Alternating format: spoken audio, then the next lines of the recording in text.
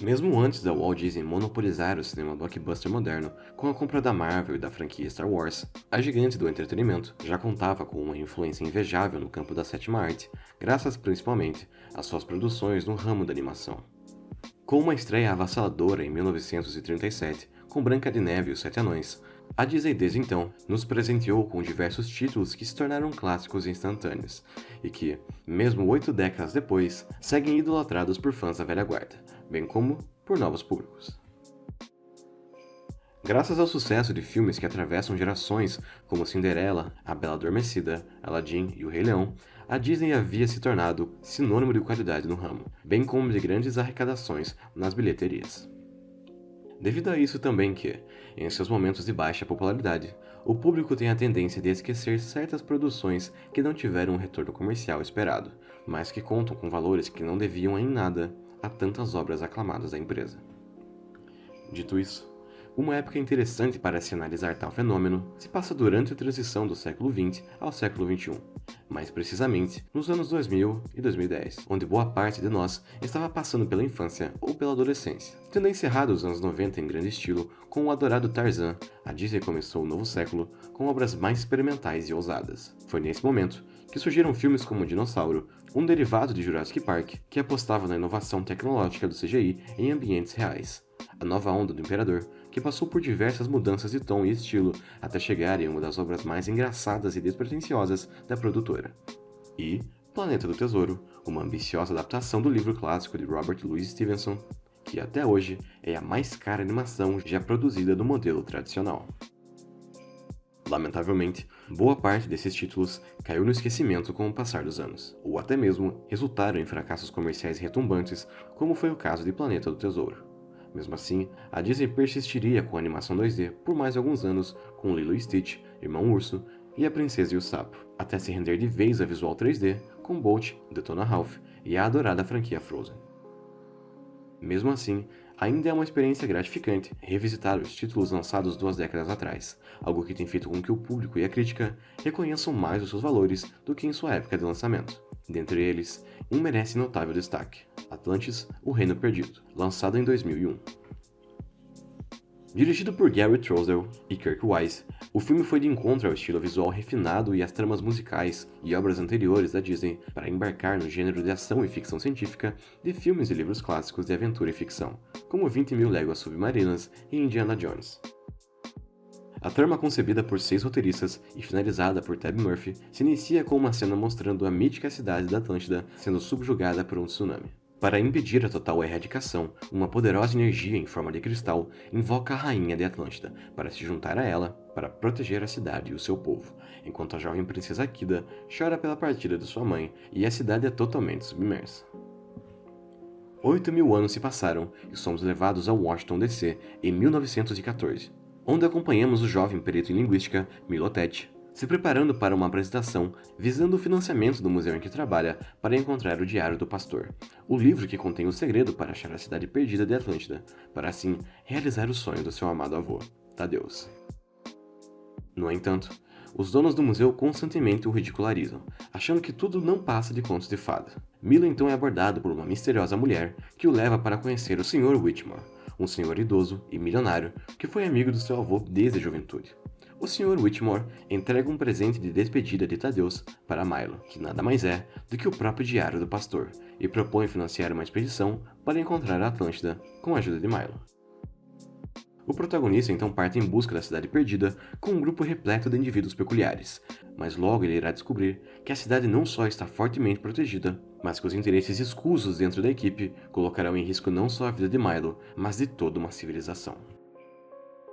O primeiro ponto a se destacar em Atlantis, O Reino Perdido, está em sua animação. Com uma equipe de mais de 300 animadores, o filme é um deleite visual, construindo cenas de ação empolgantes e divertidas através de uma mescla das técnicas 2D e 3D, feita de maneira primorosa, com destaque para as belas ambientações de Atlântida.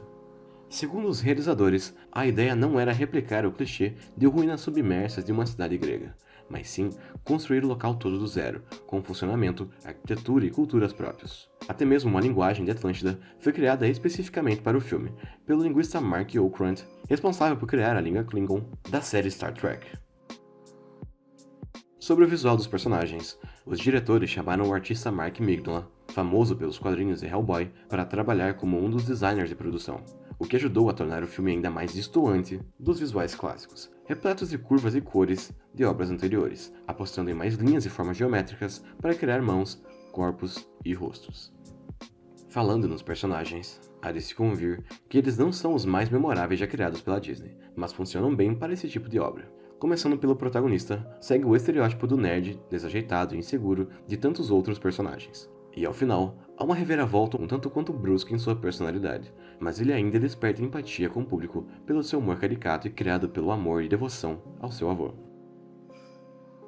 Do outro lado, temos Kida, a princesa de Atlântida, que surpreendentemente não funciona apenas como interesse amoroso do protagonista. A personagem é forte, destemida, possui um senso de humor irônico, mas também uma personalidade acolhedora, principalmente com seu pai e Milo. Quanto aos outros, os membros da equipe seguem caricaturas já conhecidas, mas agradam por mais uma vez fugirem do padrão já conhecido de outros filmes da Disney. Aqui, não há personagens bonitinhos feitos para venderem pelúcias, mas sim seres humanos com personalidades excêntricas e índole duvidosa.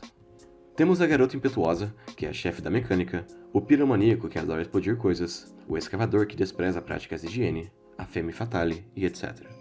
Dentre todos, o caso mais problemático está no vilão, Tiberius Rogue, que de início se porta como um líder razoável e preocupado com sua equipe, mas que subitamente se torna um mercenário ambicioso e sádico capaz de matar qualquer um que atravesse o seu caminho. O que nos leva a outro problema do filme, o roteiro. Apesar da preocupação em respeitar a mitologia acerca da Atlântida e conferir uma experiência emocional e empolgante ao espectador, a trama por muitas vezes apresenta informações de maneira apressada, não desenvolve devidamente o seu personagem e alguns dos seus conceitos são jogados sem grandes explicações, como é o caso dos poderes dos cristais e do coração de Atlântida. A consequência disso é um roteiro que por vezes se auto-sabota ao não desenvolver devidamente seus próprios conceitos, e que também falha em gerar a maior empatia do público com os personagens mostrados em tela, apesar dos esforços em torná-los carismáticos pelo trabalho de voz. Falando nisso, na versão original, temos nomes famosos como Michael J. Fox, o eterno Marty McFly da trilogia De Volta para o Futuro, dublando Milo, Leonard Nimoy, o saudoso Spock de Star Trek, fazendo a voz do Rei de Atlantis. Igual mérito é atribuído para a versão brasileira, que conta com os dubladores renomados como Manolo Rey, José Santa Cruz e Orlando Drummond, além de atrizes famosas como Camila Pitanga e Maite Proença, entregando performances respeitáveis. Ainda sobre a parte sonora, merece também exaltação a trilha composta por James Newton Howard, em sua segunda parceria com a Disney após o trabalho espetacular no filme Dinossauro. O compositor não cria temas específicos para seus personagens, e sim para o tom de aventura e as ambientações, do qual merece destaque a bela música tema da Atlântida. Com todos esses méritos e desméritos, Atlantis, o Reino Perdido, não é um filme perfeito, nem está no patamar de outros filmes clássicos da Disney, como Aladdin e O Rei Leão, principalmente em virtude do seu roteiro, que poderia ter trabalhado melhor seus personagens e mitologia. Porém, é uma aventura divertida, de grande impacto visual e sonoro, e que certamente vale seu tempo, e que vem ganhando um status cult com as atuais revisitas. Infelizmente, na época de seu lançamento, o filme teve uma arrecadação mundial de quase 190 milhões, para um custo de 120 milhões. Apesar de ainda obter lucro, o desempenho foi insuficiente para garantir a sua continuidade, que seria feita através de uma série de TV chamada Team Atlantis, ou Equipe Atlantis, em tradução livre, mas que veio a ser cancelada devido à fraca bilheteria. E assim, tivemos lançamentos multimídia da marca. Em home video foi lançado em 2003 Atlantis, o Retorno de Milo, que é um compilado de 3 episódios da série cancelada, e nos videogames houveram 3 títulos, destacando o jogo homônimo para PlayStation, que recebeu boas avaliações. Além disso, há especulações de que uma versão live-action está sendo produzida pela Disney, e que essa seria dirigida por ninguém menos do que Guilherme Del Toro. Os rumores são promissores, e Atlantis certamente é uma das animações que justifica a existência de uma versão com atores reais. Enquanto nada é confirmado, ainda temos o filme original de 2001, que como tantos outros lançados nessa época, é uma joia rara da Disney que merece ser redescoberta.